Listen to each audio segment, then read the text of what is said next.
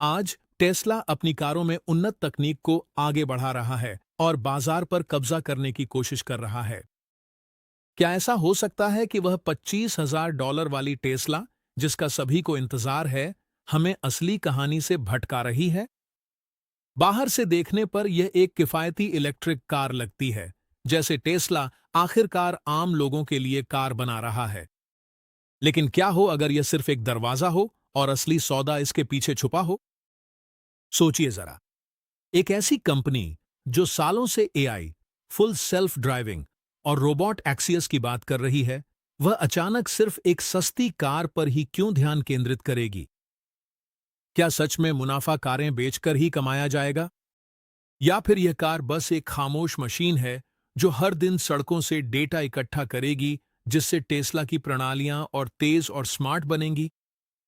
जितनी ज्यादा किफायती कारें बिकेंगी, उतनी ही ज्यादा गाड़ियां सड़कों पर होंगी और उतना ही ज्यादा असली दुनिया का डेटा मिलेगा। और आज की टेक्नोलॉजी की दुनिया में डेटा ही ताकत है। क्या मॉडल 2 सिर्फ एक एंट्री लेवल ईवी है? या फिर यह एक ऐसी चाल है जिसे पूरी ऑटो इंडस्ट्री तब तक समझ ही नहीं पाएगी जब तक बहुत देर ना हो जाए? टेस्ला ने अभी अभी बाजार में कुछ नया लॉन्च किया है, जिसके बारे में चीनी कंपनियों को भी जानकारी नहीं है। और यह भविष्य में इलेक्ट्रिक वाहन बाजार की दिशा बदल देगा। अगर आप जानना चाहते हैं कि टेस्ला की योजनाएं कितनी गहरी और दीर्घकालिक हो सकती है, तो इस वीडियो को अंत तक जरूर देखें, क्योंकि आगे जो है वह आपकी कल्पना से भी बड़ा हो सकता है। वीडियो में आगे बढ़ने से पहले कृपया चैनल को सब्सक्राइब करें ताकि आप ऐसे वीडियो सबसे पहले देख सकें। आज टेस्ला सिर्फ एक कार कंपनी नहीं रह गई है। यह इलेक्ट्रिक वाहन बाजार में सबसे पहचानी जाने वाली ब्रांड बन चुकी है। लेकिन सवाल यह है कि इसका बाजार कितना बड़ा है और क्या यह अभी भी नंबर 1 है? सबसे पहले चलिए बाजार के आकार को समझते हैं। पिछले कुछ वर्षों में वैश्विक इलेक्ट्रिक वाहन बाजार तेजी से बढ़ा है। 2023 में लगभग 1.4 करोड़ 14 मिलियन इलेक्ट्रिक वाहन दुनिया भर में बेचे गए और यह संख्या 2024 में और भी बढ़ने की संभावना है। इसका मतलब है कि हर साल ईवी की मांग तेजी से बढ़ रही है। इस पूरे बाजार में टेस्ला की बाजार हिस्सेदारी कई वर्षों से शीर्ष पर रही है। 2030 में टेस्ला ने लगभग 18 लाख 1.8 मिलियन वाहन डिलीवर किए, जो अपने आप में एक महत्वपूर्ण आंकड़ा है। 2024 में टेस्ला की डिलीवरी लगभग 1.7 से 1.8 मिलियन के आसपास रही, लेकिन वृद्धि पहले जैसी तेज नहीं रही। अब सवाल यह है, क्या टेस्ला अभी भी दुनिया की सबसे बड़ी ईवी कंपनी है? कुछ साल पहले तक इसका जवाब साफ था, हां। लेकिन अब प्रतिस्पर्धा काफी तेज हो गई है। खास तौर पर चीनी कंपनी BYD ने टेस्ला को सीधी टक्कर देना शुरू कर दिया है। 2023 में BYD ने कुल मिलाकर 30 लाख से अधिक नई ऊर्जा वाहन बेचे, जिसमें ईवीज और प्लग इन हाइब्रिड दोनों शामिल हैं। अगर सिर्फ बैटरी इलेक्ट्रिक वाहनों यानी BEVs की बात करें, तो BYD और टेस्ला के बीच का अंतर बहुत कम था। 2024 के कुछ तिमाहियों में BYD ने शुद्ध इलेक्ट्रिक बिक्री में टेस्ला को भी पीछे छोड़ दिया। टेस्ला की ताकतें क्या हैं? पहला, ब्रांड वैल्यू। एलन मस्क का नाम ही अपने आप में एक मार्केटिंग मशीन है। दूसरा, तकनीक। टेस्ला का सॉफ्टवेयर, OTA अपडेट्स और फुल सेल्फ ड्राइविंग सिस्टम इसे अन्य कंपनियों से अलग बनाते हैं। तीसरा, मुनाफे का मार्जिन। कई वर्षों से टेस्ला का ग्रॉस मार्जिन पारंपरिक कार कंपनियों से अधिक रहा है, क्योंकि यह अपने डायरेक्ट टू कस्टमर मॉडल और गिगा फैक्ट्रीज के जरिए लागत पर नियंत्रण रखता है। लेकिन अब चुनौती यहीं से आ रही है। BYD कम कीमत में ज्यादा फीचर्स दे रहा है। चीन में BYD की कारें टेस्ला से सस्ती हैं और कंपनी अपनी खुद की बैटरियां बनाती है, जिससे लागत कम रहती है। इसी वजह से टेस्ला को अपने घरेलू चीनी बाजार में कीमतें कम करनी पड़ी हैं। पारंपरिक ऑटोमोबाइल निर्माता भी ज्यादा पीछे नहीं हैं। वॉक्सवैगन अपनी ID सीरीज के साथ यूरोप में मजबूत पकड़ बना रहा है। Hyundai मोटर कंपनी और किया की ईवी लाइनअप को उनके डिजाइन और तकनीक के लिए खूब सराहा जा रहा है। जनरल मोटर्स और फोर्ड मोटर कंपनी भी अमेरिका में इलेक्ट्रिक पिकअप और एसयूवी सेगमेंट में अपनी पकड़ बना रहे हैं। जब $25,000 की टेस्ला की खबर पहली बार सामने आई तो मीडिया में हलचल मच गई। यह हेडलाइन हर जगह थी, सस्ती टेस्ला आ रही है। ऐसा लगने लगा जैसे इलेक्ट्रिक कारें सच में आम लोगों के लिए सुलभ होने वाली हैं। लेकिन यहीं असली सवाल उठता है, क्या यह सिर्फ एक सस्ती कार की कहानी है या इसके पीछे कुछ और गहरा है? सोचिए, टेस्ला ने खुद को कभी सिर्फ एक कार कंपनी नहीं माना। जहां दूसरी कंपनियां इंजन, माइलेज और डिजाइन पर ध्यान दे रही थीं, वहीं टेस्ला बैटरी तकनीक, सॉफ्टवेयर अपडेट्स और एआई पर फोकस कर रही थी। जब मॉडल एस आई तो वह सिर्फ एक लग्जरी इलेक्ट्रिक कार नहीं थी, बल्कि पहियों पर चलता एक कंप्यूटर थी। फिर मॉडल 3 और मॉडल वाई आए और कंपनी ने साफ कर दिया कि वह खुद को सिर्फ प्रीमियम सेगमेंट तक सीमित नहीं रखेगी। अब जब बात एक $25,000 की कार की आती है, तो लोग तुरंत मान लेते हैं कि टेस्ला ज्यादा यूनिट्स बेचने के लिए कीमतें कम करना चाहती है। लेकिन टेस्ला का इतिहास दिखाता है कि वह कभी छोटा खेल नहीं खेलती। उसने पहले महंगी कारें बनाईं और फिर धीरे धीरे कीमतें कम कीं। यही उसकी मास्टर प्लान थी। पहले ब्रांड को मजबूत करो, तकनीक को परिपूर्ण करो और फिर उसे बड़े पैमाने पर लागू करो। कारें हमेशा टेस्ला के लिए एक प्रवेश बिंदु रही हैं। असल खेल शायद कार बेचने से नहीं, बल्कि उसके बाद शुरू होता है। जब कोई टेस्ला खरीदता है तो वह सिर्फ एक कार नहीं खरीदता, बल्कि एक इकोसिस्टम में प्रवेश करता है। ओवर द एयर अपडेट्स उपलब्ध हैं, सॉफ्टवेयर के जरिए नई सुविधाएं अनलॉक होती हैं और फुल सेल्फ ड्राइविंग जैसी विकल्प अलग से बेचे जाते हैं। इसका मतलब है कि कार एक बार बेची जाती है, लेकिन सॉफ्टवेयर बार बार राजस्व उत्पन्न करता है। यही फर्क है टेस्ला और पारंपरिक कार कंपनियों के बीच। पुरानी कंपनियां कारें बेचकर पैसा कमाती हैं और वहीं उनकी कहानी खत्म हो जाती है। टेस्ला कारें बेचने से शुरुआत करती है। अगर $25,000 की कार लाखों लोगों तक पहुंचती है, तो सोचिए कितना बड़ा यूजर बेस तैयार होगा। और जितना बड़ा यूजर बेस होगा, उतना ही बड़ा सॉफ्टवेयर और डेटा नेटवर्क बनेगा। टेस्ला की सोच सिर्फ इलेक्ट्रिक वाहनों तक सीमित नहीं है। कंपनी ऊर्जा भंडारण, सौर ऊर्जा और एआई पर भी काम कर रही है।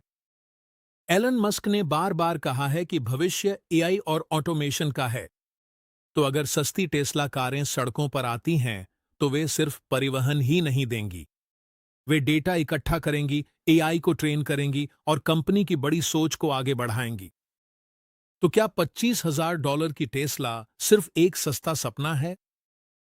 या फिर यह एक बड़े प्लान का हिस्सा है जिसमें कार तो दिखती है, लेकिन असली फोकस सॉफ्टवेयर, एआई और एनर्जी नेटवर्क्स पर है?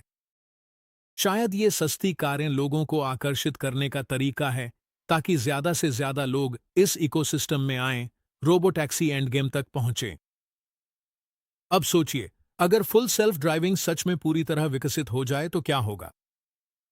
अब तक हम टेस्ला को एक कार कंपनी के रूप में ही सोचते हैं, लेकिन अगर इसकी गाड़ियां सच में बिना ड्राइवर के सुरक्षित और भरोसेमंद तरीके से चलने लगें, तो पूरा खेल ही बदल सकता है। यही है रोबोटैक्सी एंड गेम, जहां कार सिर्फ एक परिवहन का साधन नहीं रहेगी, बल्कि एक कमाई करने वाली मशीन बन सकती है। आज जब आप कार खरीदते हैं तो उसे एक खर्चा माना जाता है। ईएम, बीमा, मेंटेनेंस, ये सब आपके जेब से ही जाता है।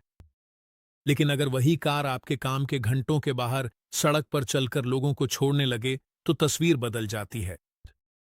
कल्पना कीजिए कि आप ऑफिस में हैं या रात को सो रहे हैं और आपकी टेस्ला शहर में लोगों को सवारी दे रही है। आपकी कमाई का एक हिस्सा आपको मिलेगा और एक हिस्सा टेस्ला को जाएगा। इसका मतलब है कि कार एक कमाई करने वाली संपत्ति बन सकती है, न कि सिर्फ एक खर्चा। ये थोड़ा भविष्य जैसा लगता है, लेकिन टेस्ला का पूरा एफएसडी विजन इसी दिशा में है। कंपनी वर्षों से वास्तविक दुनिया की ड्राइविंग डेटा इकट्ठा कर रही है। लाखों टेस्ला वाहन सड़कों पर हैं जो हर दिन एआई सिस्टम को बेहतर बना रहे हैं। अगर एक दिन यह सिस्टम इतना भरोसेमंद हो जाए कि उसे अब ड्राइवर की जरूरत न रहे, तो टेस्ला अपनी खुद की रोबो टैक्सी नेटवर्क चला सकती है। यहीं से टेस्ला की असली बढ़त शुरू होती है। मान लीजिए कि लाखों टेस्ला वाहन इस नेटवर्क का हिस्सा बन जाते हैं। टेस्ला हर सवारी से थोड़ा सा हिस्सा लेती है। जैसे आज उबर या ओला कमीशन लेती हैं, वैसे ही टेस्ला भी एक डिजिटल प्लेटफॉर्म शुल्क ले सकती है।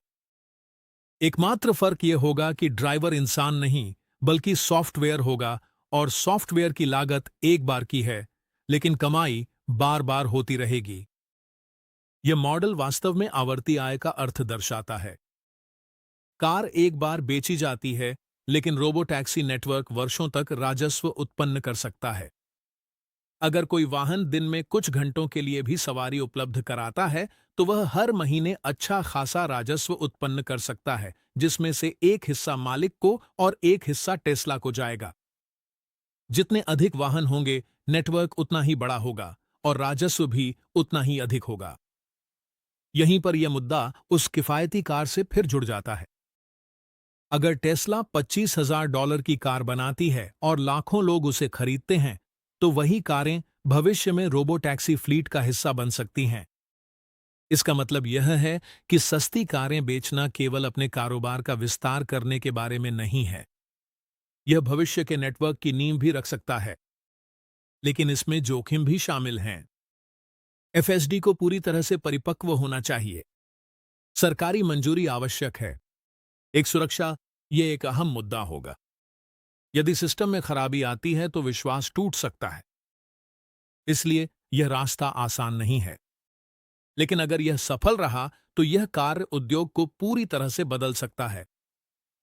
आज हम कारों को निजी संपत्ति के रूप में देखते हैं, ऐसी चीज जो घर के बाहर खड़ी रहती है। लेकिन रोबोटैक्सी मॉडल में कारें एक मोबाइल व्यवसाय इकाई बन सकती हैं। और टेस्ला के लिए यह केवल कारें बेचने से कहीं बड़ी संभावना है। हर सवारी, हर किलोमीटर, हर यात्रा बार बार होने वाली आय में बदल सकती है। अब बात टेस्ला की बैटरी तकनीक की। टेस्ला की बैटरी तकनीक उसकी असली ताकत है। हम कार को बाहर से देखते हैं, लेकिन अंदर का बैटरी सिस्टम ही वाहन का दिल है। एक इलेक्ट्रिक कार में इंजन की जगह मोटर और पेट्रोल टैंक की जगह एक बड़ी बैटरी होती है। यह बैटरी बिजली को संग्रहित करती है और मोटर को ऊर्जा देती है। टेस्ला मुख्य रूप से लिथियम आयन बैटरियों का उपयोग करती है। यह वही तकनीक है जो मोबाइल फोन और लैपटॉप में पाई जाती है, लेकिन कारों में इसका कहीं बड़ा और अधिक उन्नत संस्करण इस्तेमाल होता है। और टेस्ला की बैटरियां हजारों छोटे सेल्स से बनी होती हैं। ये सभी सेल्स मिलकर एक बड़ा बैटरी पैक बनाते हैं, जो कार की फर्श के नीचे फिट होता है। यह कार का वजन कम रखता है और स्थिरता को बेहतर बनाता है। अब सवाल उठता है, क्या टेस्ला कौन कौन सी बैटरी तकनीकों का उपयोग करती है? शुरुआत में टेस्ला ने 18650 और 2170 जैसी सिलिंड्रिकल सेल्स का इस्तेमाल किया था। बाद में कंपनी ने अपनी नई 4680 बैटरी सेल तकनीक पेश की। 4680 सेल्स आकार में बड़े होते हैं, जिससे कम सेल्स से ज्यादा पावर मिलती है।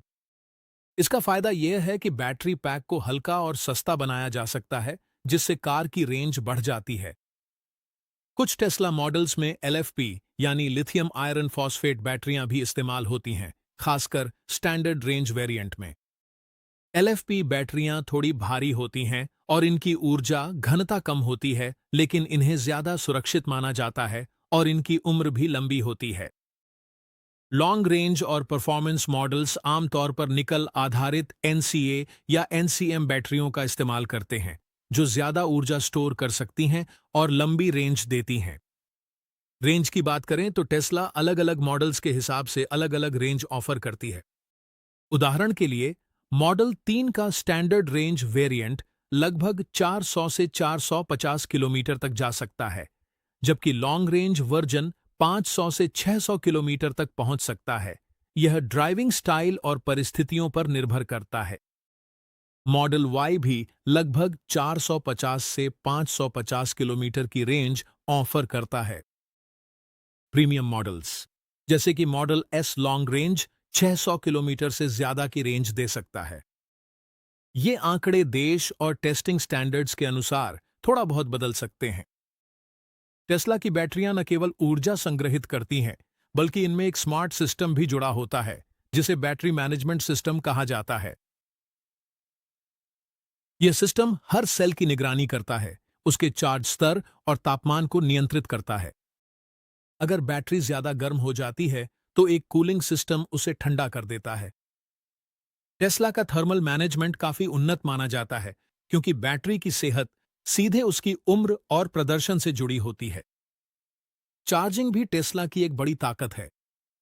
कंपनी का अपना सुपरचार्जर नेटवर्क है, जो तेज चार्जिंग की सुविधा देता है। सही स्टेशन पर टेस्ला की बैटरी को 15 से 20 मिनट में पूरी तरह चार्ज किया जा सकता है, जिससे लंबी यात्राएं आसान हो जाती हैं। हालांकि पूरी 100% चार्जिंग में अधिक समय लग सकता है, और रोजाना 80 से 90% चार्ज बनाए रखना सबसे अच्छा है।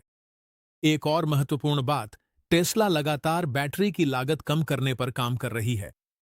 4680 सेल्स और नई निर्माण तकनीक का लक्ष्य है कि कम लागत में अधिक रेंज उपलब्ध कराई जाए। भविष्य में कंपनी ठोस स्थिति बैटरियों या और अधिक उन्नत रसायनों का भी अन्वेषण कर सकती है, लेकिन फिलहाल लिथियम आयन सबसे अधिक इस्तेमाल की जाने वाली तकनीक है। टेस्ला की बैटरी तकनीक 3 चीजों पर आधारित है: अधिक रेंज, बेहतर सुरक्षा और स्मार्ट प्रबंधन। इसी वजह से टेस्ला कारें एक बार चार्ज करने पर ज्यादा दूर तक जा सकती हैं, और समय के साथ सॉफ्टवेयर अपडेट्स के जरिए उनमें सुधार भी होता रहता है। प्रतिद्वंद्वी गलत चीज देख रहे हैं। अगर आप टेस्ला को सिर्फ एक कार कंपनी मानते हैं, तो शायद आप इसकी असली ताकत को नजरअंदाज कर रहे हैं। असल खेल सिर्फ कार डिजाइन या बैटरियों में नहीं, बल्कि निर्माण में भी छुपा है। यह है टेस्ला की निर्माण की चाल, जहां कंपनी फैक्ट्री को एक हथियार में बदल देती है। टेस्ला की गिगा फैक्ट्रियां कोई साधारण प्लांट नहीं है। ये बहुत बड़े पैमाने पर काम करती हैं। मकसद बिल्कुल साफ है: जितनी ज्यादा गाड़ियां एक ही जगह, एक ही सिस्टम से बनाई जाएंगी, लागत उतनी ही कम होगी। सीधे शब्दों में कहें तो, अगर आप 100 यूनिट बनाते हैं तो लागत ज्यादा होगी, लेकिन अगर आप 10 लाख यूनिट बनाते हैं तो प्रति यूनिट लागत कम हो जाएगी। टेस्ला इसी बड़े पैमाने के खेल पर काम करता है। कंपनी ने वाहन डिजाइन में भी बदलाव किए हैं, ताकि पुर्जों की संख्या कम हो और असेंबली आसान हो सके। उदाहरण के लिए, टेस्ला ने गिगा कास्टिंग जैसी तकनीकों को अपनाया है, जिसमें बड़ी कार के हिस्सों को एक ही टुकड़े में ढाला जाता है, जिससे कई छोटे छोटे पुर्जों की जरूरत खत्म हो जाती है। कम पुर्जों का मतलब है कम वेल्डिंग, कम श्रम, कम समय, और इसका सीधा फायदा है लागत में कमी। इसके बाद आता है वर्टिकल इंटीग्रेशन। जहां पारंपरिक कंपनियां कई सप्लायर्स पर निर्भर रहती हैं, वहीं टेस्ला सॉफ्टवेयर से लेकर बैटरी पैक तक कई घटकों को खुद डिजाइन और नियंत्रित करता है। इससे कंपनी की सप्लाई चेन पर पकड़ मजबूत होती है और मुनाफा कंपनी के भीतर ही रहता है, बाहर नहीं जाता। अब चलिए समझते हैं वॉल्यूम गेम बनाम प्रीमियम गेम को। पारंपरिक कार कंपनियां अक्सर प्रीमियम मॉडल्स से ज्यादा कमाई करती हैं। महंगे एसयूवी और लग्जरी सेडान, इनसे मुनाफा ज्यादा होता है। लेकिन टेस्ला का फोकस थोड़ा अलग है।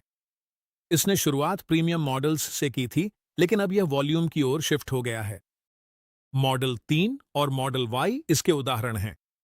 इन मॉडलों ने टेस्ला की जबरदस्त बिक्री को बढ़ाया है। और वॉल्यूम गेम का मतलब है कम मार्जिन लेकिन ज्यादा यूनिट्स। अगर लाखों कारें बिकती हैं, तो कुल मुनाफा फिर भी बहुत बड़ा हो सकता है। और अगर सॉफ्टवेयर और सेवाओं से भी राजस्व आता है, तो यह मॉडल और भी मजबूत हो जाता है। आज कई पारंपरिक कंपनियां टेस्ला से मुकाबला करने के लिए कीमतें कम कर रही हैं। चीन में तो सीधा सीधा प्राइस वॉर चल रहा है। पुरानी ऑटो कंपनियों का मानना है कि अगर वे किफायती ईवी बनाएंगी, तो वे टेस्ला से मुकाबला कर पाएंगी।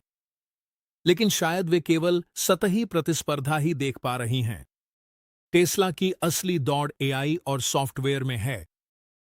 जहां दूसरी कंपनियां इंजन बदलकर ईवी बना रही हैं, वहीं टेस्ला शुरू से ही एक सॉफ्टवेयर फर्स्ट कंपनी रही है। उसकी गाड़ियां लगातार डेटा भेजती हैं, उसका एफएसडी सिस्टम सीखता है और हर अपडेट के साथ सिस्टम बेहतर होता जाता है। ये सिर्फ हार्डवेयर की दौड़ नहीं है, ये एआई की दौड़ है।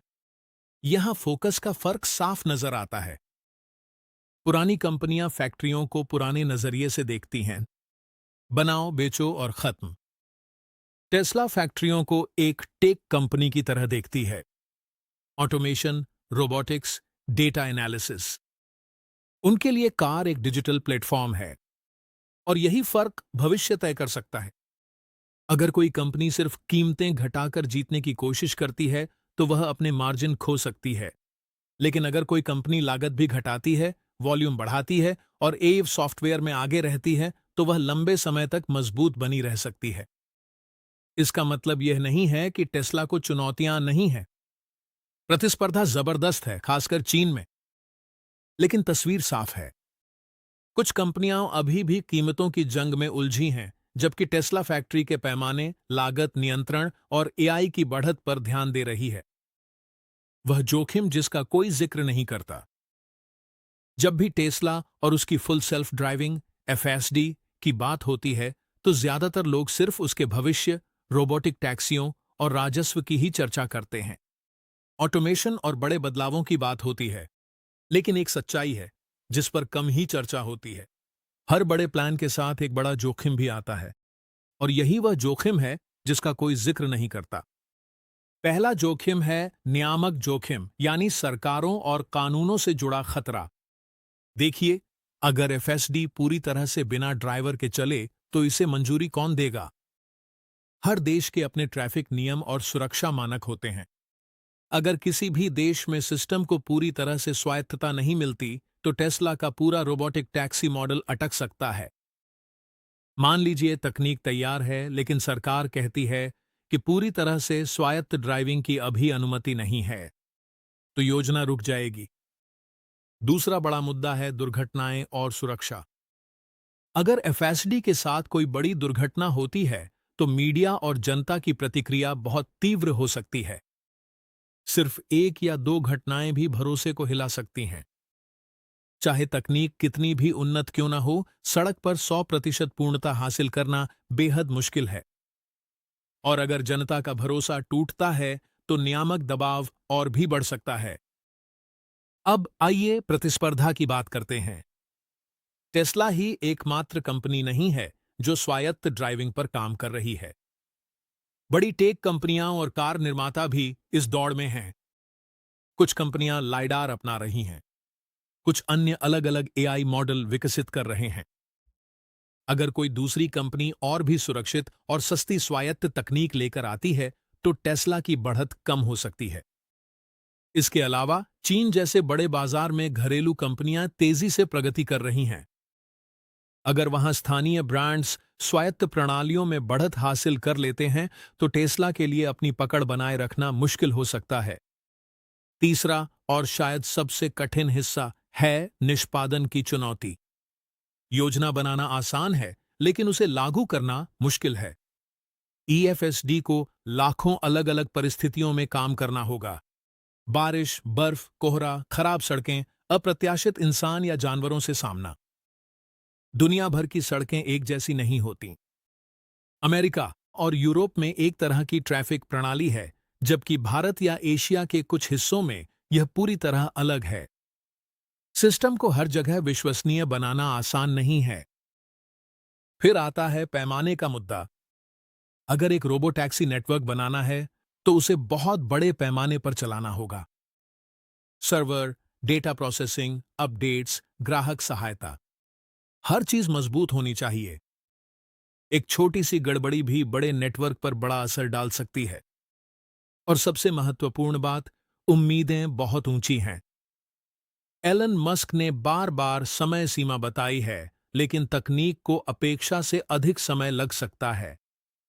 अगर अंतर वादे और हकीकत के बीच बढ़ता है तो निवेशकों और ग्राहकों का भरोसा डगमगा सकता है। एफएसडी और रोबोटैक्सी का सपना बड़ा है, लेकिन रास्ता सीधा नहीं है।